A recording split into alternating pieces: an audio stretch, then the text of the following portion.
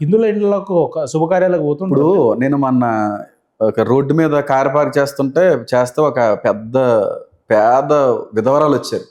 ఎంత బొట్టు ఉంది ఆవిడకి, ఎంత బొట్టు ఉంది.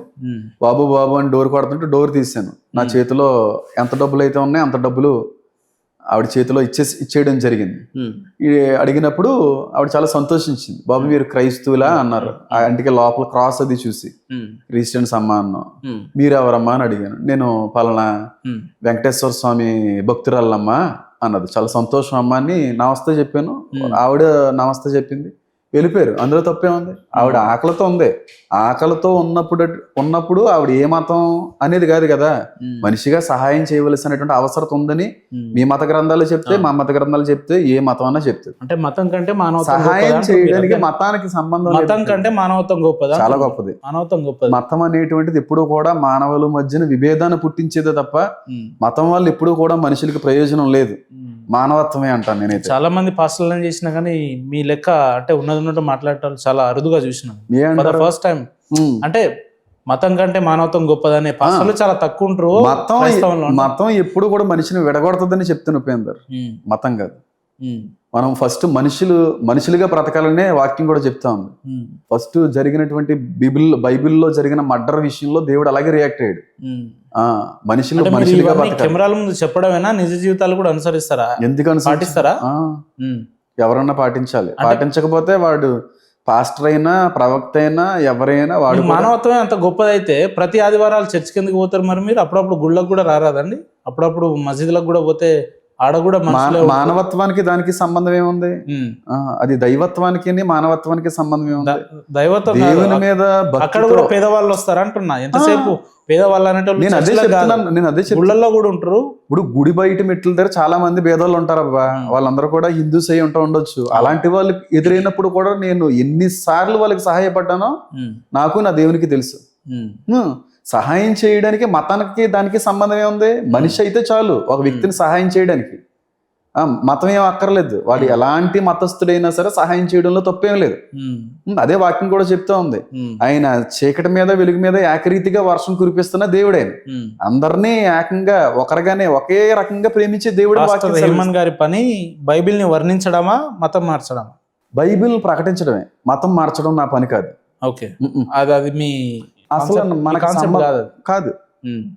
మనం మతం మారమని ఎవరిని ప్రకటించడం నా బాధ్యత. మతం మారమని ఎవరిని చెప్పరు. ఎప్పుడు చెప్పిన సందర్భాలు ఏం లేవు. సమస్య లేదు. అంత కాన్ఫిడెన్స్ ఎట్లా చెప్తున్నారు? ఇది మతమే కాదని ఎన్నిసార్లు చెప్పినా మీరు మతం అనుకుంటే ఇంకా అలాగే మాట్లాడాలి కానీ ఎప్పుడు అలా చెప్పలేదు ఉపేంద్ర. ఏంటి ఇప్పుడు జనాలు మిమ్మల్ని ఎందుకు ఇంత అడ్మైర్ అవుతున్నారు? మీ వాక్యాలు విని, మీ వీడియోస్ చూసి, లేదంటే మీ వే ఆఫ్ స్లాంగ్, మాట్లాడే విధానం, దేవుని యొక్క ఈ కాన్సెప్ట్ గురించి ఎక్కడెక్కడి నుంచో మీ దగ్గరికి వస్తుంటారని విన్నాం. సో అట్లా ఎంతమంది వచ్చారు ఇప్పటి వరకు? అంటే దాని అర్థం నాకు అర్థం కాదు. ఎగ్జాంపుల్ మీ ఇంటర్వ్యూ ఉందని నేను ఒక వ్యక్తికి ఫోన్ చేసిన. అయితే ఆయన ఏమన్నాడంటే, ఇట్లా హేమన్ గారు ఇంటర్వ్యూకి వస్తున్నాడు అంటే, లేదు ఆయన వెల్ నోటెడ్ పాస్టర్, ఆయన వే ఆఫ్ ఎక్స్ప్లెనేషన్ బాగుంటుంది, బైబిల్ గురించి చాలా అద్భుతంగా చెప్తాడు. ఆయన కలవడానికి హైదరాబాద్ నుంచి లేదంటే ఇతర రాష్ట్రాల నుంచి కూడా వస్తుంటారు. పెద్ద పెద్ద సెలబ్రిటీస్ కూడా వస్తారు. రీసెంట్ గా ఎవరో పవన్ కళ్యాణ్ కి సంబంధించిన ఆత్మీయ మిత్రులట, వారు కూడా వచ్చిరని విన్నా మీ దగ్గరికి. అవుతున్నారంటే అది నిజం అన్నట్టేనా, అబద్ధమా? ఇప్పుడు వచ్చిర్రా? రావడం అయితే నిజం. అంటే ఇప్పుడు మనం చెప్పేటువంటిది కొంతమందికి నచ్చొచ్చు, కొంతమందికి నచ్చదు ఉపేందర్. అందరిని మనం సంతోష పెట్టలేం. కాబట్టి ఒక్కొక్క పాస్టరు ఒక్కో రకమైన విధానంలో వాక్యాన్ని బోధిస్తూ ఉంటారు.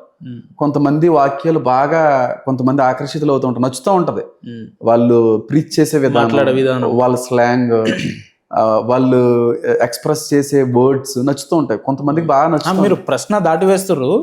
పెద్ద పెద్ద సెలబ్రిటీలు సైతం మీ దగ్గరికి వస్తుంటారు. అట్లనే రీసెంట్ గా సెలబ్రిటీస్ అని పవన్ కళ్యాణ్ మిత్రులు కూడా మీ దగ్గరికి వచ్చి ఆత్మీయ సమీపస్తులు. అలాగే పవన్ కళ్యాణ్ గారు అనే కాదు కానీ చాలా మంది వింటా ఉంటారు వాక్యం అనేది. నాకు కూడా తెలియదు. వాళ్ళు అప్పుడప్పుడు మెసేజ్ చేస్తున్నప్పుడు, కాల్ చేసి మాట్లాడుతున్నప్పుడు. ఇప్పుడు అంత పెద్ద స్టార్ల బంధువులు అయినటువంటి ఆయన ఆత్మీయ మిత్రులు మీ దగ్గరికి మిమ్మల్ని కలవడానికి వచ్చిర్రంటే ఏంది మీలో స్పెషాలిటీ? వాళ్ళకి ఏం కనిపించింది? అంటే అలాగేనేముంది ఉపేందర్, చాలా మంది వింటా ఉంటారు నా వాక్యం.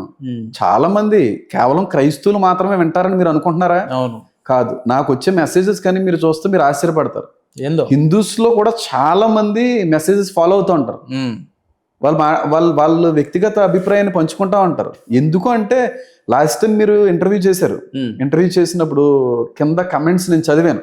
వాళ్ళు బ్రాహ్మిన్స్ అంట, వాళ్ళ గోత్రం కూడా ఎవరో మళ్ళీ రికమెండ్ చేస్తే వాళ్ళు కూడా మా గోత్రం ఇదని చెప్పుకున్నారు. ఆ వ్యక్తి కమెంట్ చేసిన విషయం, నేను ఒక హిందూని, నేను ఒక బ్రాహ్మిన్ని, పాస్టర్ హేమన్ గారి వాక్యం అంటే నాకు చాలా ఇష్టం అని చెప్పారు. ఎందుకు ఇష్టం అంటే నాకు తెలీదు. ఎందుకంటే మరి ఆయన అడిగితే ఎవరు మరి పేరేమైనా చెప్పగలుగుతారా? ఎవరు ఆ పవన్ కళ్యాణ్ కి సంబంధించిన బంధువుల పేరు వచ్చారండి? వాళ్ళు ఒకరనే కదా, చాలా మంది ఉన్నారు. అంటే చిన్న వాళ్ళు ఉండొచ్చు, సాధారణమైన వ్యక్తులు ఉండొచ్చు, గొప్ప వాళ్ళు ఉండొచ్చు, ఫాలో అయ్యే వాళ్ళు చాలా మంది ఉన్నారు. ఉపేందర్ చాలా మంది ఉన్నారు. అంటే మీరు అన్నది ఆ వీడియో చూసి మీరు చెప్పి ఉండొచ్చు, చాలా దగ్గర వాళ్ళు. అంటే కొంతమంది ఏమన్నారంటే పవన్ కళ్యాణ్ గారు మీరు అభిమాని కనుక అలాగే మిమ్మల్ని ఏమన్నా వాళ్ళు అభిమానిస్తున్నారేమో అని కూడా మాకు తెలిసిన వాళ్ళు అన్నారు. కానీ కాదు, వాళ్ళు యాక్చువల్ వాళ్ళు కూడా హిందూసే. హైదరాబాద్ నుంచి కాకినాడ వచ్చినప్పుడు కలవడానికి వాళ్ళు ఇంటికి రావడం అనేది ప్రత్యేకంగా మిమ్మల్ని కలవడానికి వచ్చారు. ఓకే. అప్పుడు మన టీం వాళ్ళు అవుటర్స్ కి ఇప్పుడు ఎలా లేదంటే వాళ్ళు పాపం ఇబ్బంది పడరంట. అది నాకు తెలియదు. ఇప్పుడు టచ్ లో ఉన్నారా మీతో? నేను వాళ్ళతో మాట్లాడడం జరిగింది, వాళ్ళని కలవడం జరిగింది. వాళ్ళు పరిచయం కూడా చాలా అద్భుతమైన రీతిలో సపోర్ట్ చేశారు. నేనే ఆశ్చర్యపడ్డాను. యుఎస్ లో ఉంటారు వాళ్ళు, కెనడాలో, ఇతర దేశాల్లో ఉన్నటువంటి వాళ్ళు కూడా. అంటే ఇప్పుడు టచ్ లో ఉన్నారా మీతో? టచ్ లో ఉంటారు. మాట్లాడగలుగుతారు. అంటే నేను బయట నుంచి వచ్చే ఈ సపోర్ట్ ఆఫరింగ్స్ ఎప్పుడు తీసుకొని పోయింది.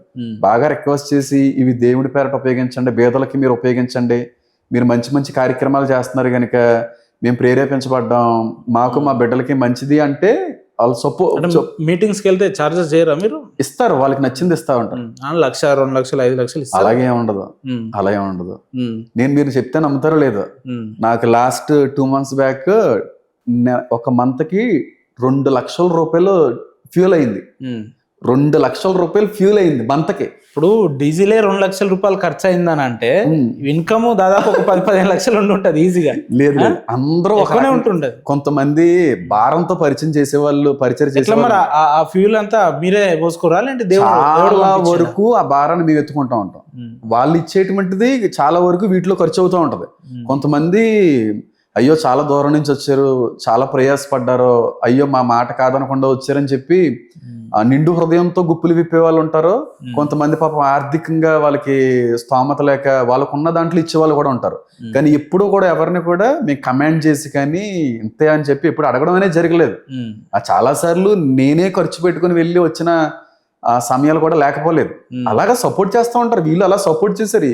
పవన్ కళ్యాణ్ గారికి సంబంధించిన సమీపస్తులు వచ్చి సపోర్ట్ చేస్తే నేను షాక్ అయ్యాను. మీది దేవుని పేరట ఖర్చు పెట్టండి అని చెప్పి ఫినాన్షియల్ గా కూడా సపోర్ట్ చేస్తే నేనైతే ఆశ్చర్యపడ్డాను. వాళ్ళకి నేను ఎందుకు నచ్చాను అనేది టచ్ లో ఉన్నారు. అంటే మీ దగ్గరికి వచ్చింది అంటే అంత పెద్ద వ్యక్తి, బంధువులు, మిత్రులు మీ దగ్గరికి వచ్చారు అంటే చాలా మంది ఏదేదో ప్రమోషన్ టైప్ అనుకుంటారు. ఒకసారి ఏమన్నా లైవ్ లో మాట్లాడగలుగుతారా? ఆయన ఒక్కరే కదబ్బా, చాలా మంది ఫాలో అవుతుంటారు మనల్ని, మా మెసేజెస్ ని. సెలబ్రిటీలు ఎందుకు ఫాలో అవుతున్నారు, ఎందుకు మనం ఇష్టం అంటే వాళ్ళని అడిగితే మీకు ఎప్పుడైనా చెప్తారేమో. ఎప్పుడైనా ఒకసారి ఏమన్నా ఫోన్ గిట్లా మాట్లాడే ఎవరికి?